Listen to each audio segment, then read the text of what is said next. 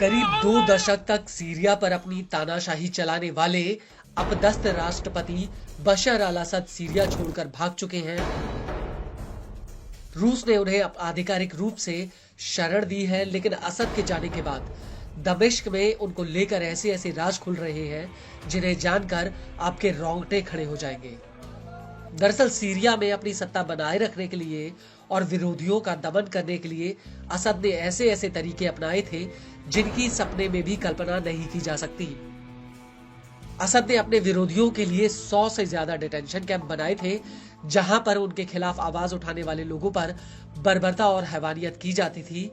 और इनमें से सबसे ज्यादा खौफनाक कहानी सेडनाया जेल की है, जहां से अब हजारों लोग छूटकर बाहर आए हैं। सेडनाया जेल को लेकर कहा जाता है कि ये सीरिया का जीता जागता नर्क है, जिसमें असद के जल्लाद लोगों को ऐसी ऐसी यातनाएं देते थे जिन्हें देखकर शैतान का भी कलेजा पसीज जाए। जी हाँ, सेडनाया सीरिया की वो जेल है जिसे राष्ट्रपति असद के बूचड़ खाने के नाम से भी जाना जाता है।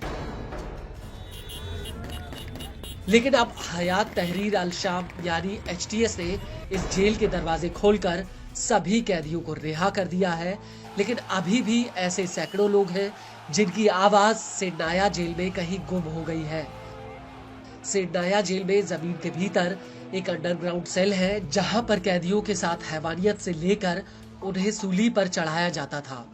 सेडनाया जेल को लेकर एमनेस्टी इंटरनेशनल का कहना है कि यहाँ पर 10,000 से 20,000 कैदियों को रखा गया था। इनमें से एक साथ हजारों लोगों को फांसी पर लटकाया गया। इसके बाद इनके शवों को सामूहिक रूप से कब्रिस्तान में दफनाया जाता था। अल जजीरा की एक रिपोर्ट के मुताबिक सेडनाया जेल में कैदियों को प्रताड़ित करने के लिए कई तरीकों का इस्तेमाल होता था। यहाँ पर कैदियों को कोड़े मारे जाते थे, उनकी नींद हराम की जाती थी, साथ ही उन्हें बिजली के झटके तक दिए जाते थे। इसके अलावा महिलाओं और पुरुषों को नियमित रूप से नंगा किया जाता था, उनकी आंखों पर पट्टी बांधी जाती थी, यहाँ तक कि उनके साथ बलात्कार तक किया जाता था। सीरिया की इन खौफनाक जेलों में असद के जल्लाद लोगों के साथ प्रमुख रूप से 3 तरीकों से हैवानियत करते थे। पहला, जिसे जर्मन कुर्सी के नाम से जाना जाता था, इसमें जेल के सुरक्षा कर्मी कैदियों को कुर्सी पर बैठाते थे और उन्हें तब तक पीछे की तरफ झुकने के लिए कहते थे जब तक कि उनकी रीढ़ की हड्डी टूट ना जाए। इसके अलावा दूसरा तरीका फ्लाइंग कारपेट था, जिसमें पीड़ितों को लकड़ी के एक बिलबोर्ड पर रखा जाता था और फिर गार्ड बोर्ड के दोनों किनारों को ऊपर उठाते थे, जिससे पीड़ितों के घुटने और छाती एक साथ आ जाए। और ऐसा तब तक होता था जब तक कि उसकी पीठ में दर्द ना होने लगे।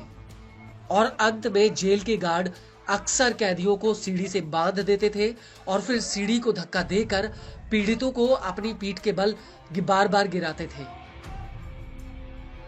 आपको बता दें कि सेडनाया जेल को लेकर एक सीजर नाम के व्यक्ति ने साल 2014 में एक बहुत बड़ा खुलासा किया था। दरअसल सीजर सीरिया से भागकर अपने साथ हजारों तस्वीरें ले गया था। उसने सीरिया की जेलों में मारे गए या प्रताड़ित किए गए कैदियों के छत विछत शवों की तस्वीरों को दुनिया के सामने रखा था।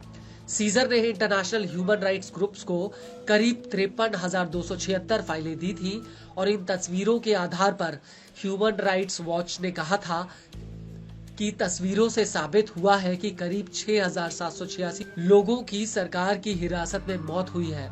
वहीं एमनेस्टी इंटरनेशनल ने तो सेडनाया जेल को बूचड़ खाने का नाम दिया था।